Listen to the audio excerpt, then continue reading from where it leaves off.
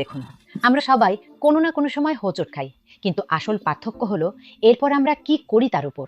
ভালোভাবে লক্ষ্য করুন, ফিনিশিং লাইনের ঠিক আগ মুহূর্তে একজন ক্রীড়াবিদ হঠাৎ করেই মাটিতে পড়ে যায়, কিন্তু হাল ছেড়ে না দিয়ে সে তার পড়ে যাওয়াকে দারুণভাবে কাজে লাগিয়ে এক ডিগবাজি খেয়ে শেষ পর্যন্ত লক্ষ্যে পৌঁছে যায়।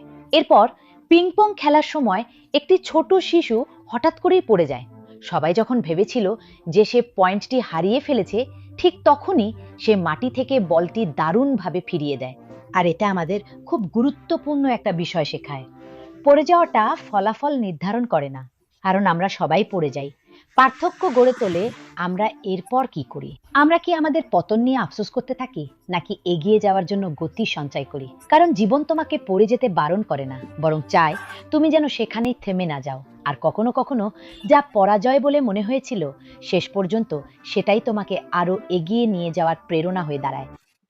এই দৃশ্যটি দেখুন,